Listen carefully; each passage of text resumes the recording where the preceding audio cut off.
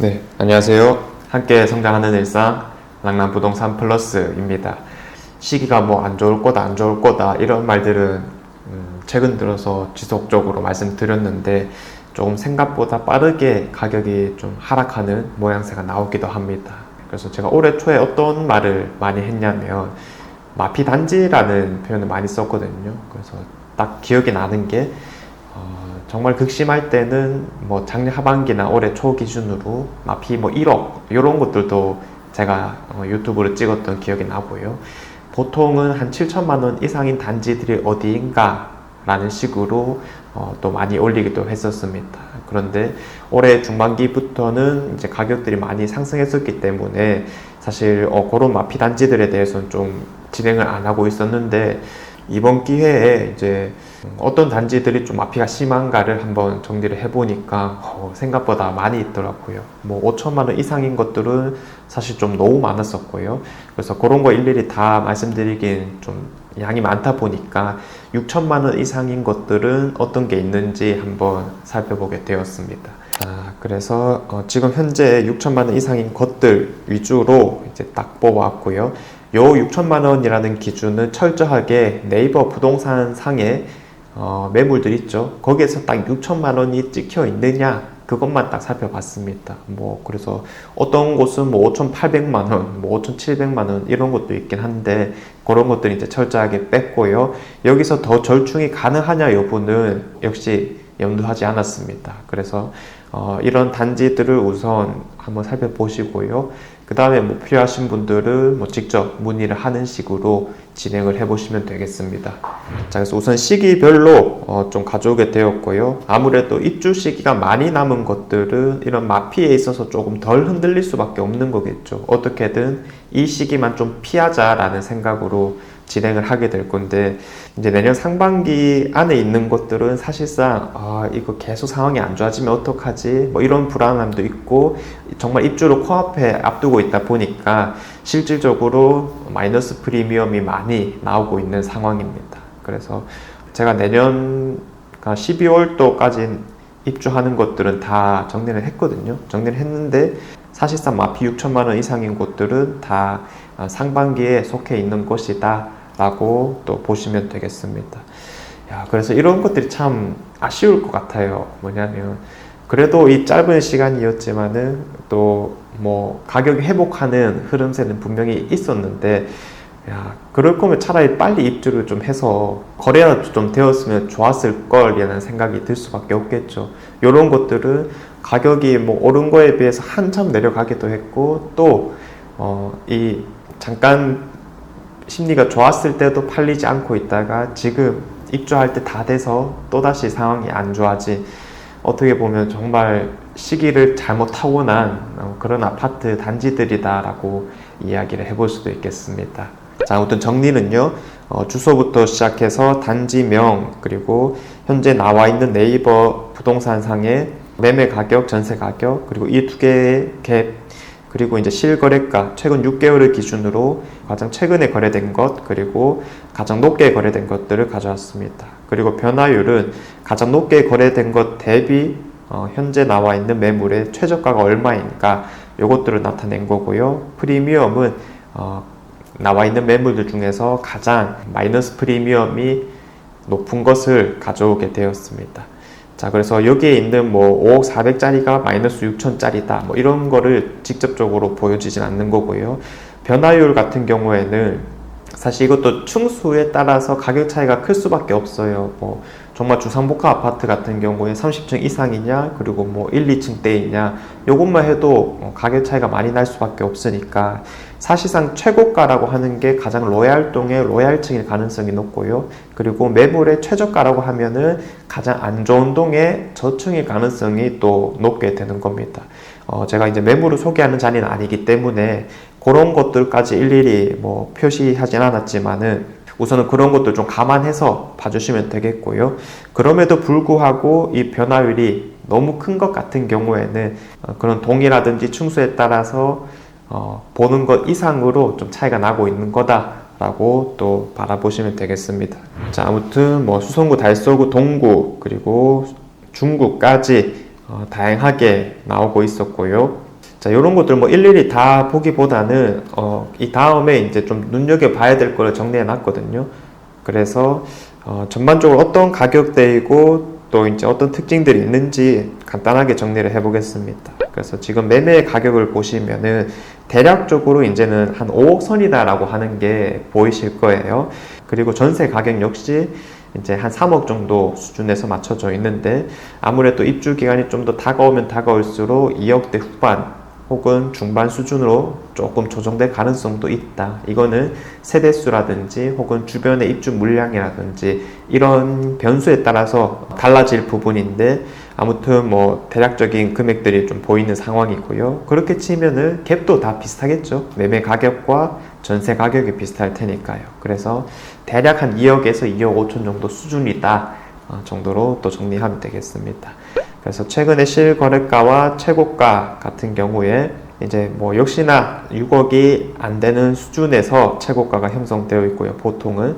그리고 최신은 한 5억 중반에서 6억 정도 수준인데, 축전용 에일리넷들은 뭐 6억 중반까지 거래되었음에도 불구하고 매매가와는 좀 현저한 차이를 보여주고 있습니다. 그래서 기대치가 높은 반면에 지금 뭐 세대수라든지 혹은 그런 동층수에 따라서 차이가 좀 심하게 나고 있는 거 아닐까라고 짐작이 되는 부분이고요. 자, 그래서 이 중에서 이제 조금 눈여겨서 봐볼 만한 게 저는 한 3가지 정도라고 보는데, 마이너스 P라는 것을 바라보지만 가장 첫 번째로 고려해야 되는 것은 역시 입지가 좋으냐, 이 부분이 되어야 될 것 같습니다. 입지가 좋은 곳에 마이너스 P가 좀 크다라면 우리가 충분히 눈여겨볼 수 있을 거니까, 지금 적혀 있는 것들 중에 그나마 입지가 좀 상대적으로 괜찮다라고 보여지는 것은 이제 죽전용 태왕아너스, 죽전용 에일리넷들, 그리고 동대구역 골드클래스 정도가 아닐까 싶습니다. 자, 그래서 간단하게 표시를 해봤는데, 먼저 죽전역부터 살펴보자면 뭐 항상 뭐 제일 좋은 아파트가 뭔지부터 살펴보는 게 좋겠죠. 빌리브 스카이를 선두로 해서 호가를 좀 올려가고 있는 상황인데, 사실 아직까지 이런 감삼동 일대에 입주 물량이 너무나도 많이 남아있고, 뭐 이 죽전역 주변 전체로 치더라도 여전히 많이 있는 상황이기 때문에 이런 것들이 바로바로 좀 따라가지는 못할 흐름을 보여주고 있는 상황이고요. 여기에서 이제 조금 죽전역에서 거리가 멀면 멀수록 이제 값어치가 점점 떨어진다라고 볼 수 있을 건데, 아래쪽으로는 이제 태왕아너스가 있습니다. 사실 이제 감삼동 라인이라고 하면 딱 요 장기로까지 보기 때문에 정말 한 칸 차이로 좀 아쉽게 되었다. 왜냐하면 학교 배정이 좀 달라지게 되거든요. 장동 초등학교가 아닌 덕인 초등학교에 배정받게 됩니다. 그럼에도 불구하고 그래도 위치 자체는 이런 장기로에 가깝긴 하기 때문에, 그리고 와룡로가 나오면서 오른쪽으로는 뭐 두류타워도 보일 거기 때문에 요거까지는 그러면 볼리동에서 가장 최상급 아파트가 아닐까라고 바라보고 있는 입장인 거죠. 그래서 요 바로 옆에 있는 죽전역 호롱 하늘채와 좀 비슷한 상황이다, 비슷한 입지다라고 볼 수 있을 건데, 요 아파트가 정말 올해 초만 하더라도 마이너스 P 1억 이런 주제들로 제가 얘기를 해봤던 적도 있습니다. 그리고 뭐 마이너스 P 8천 뭐 이렇게까지 나왔었고요.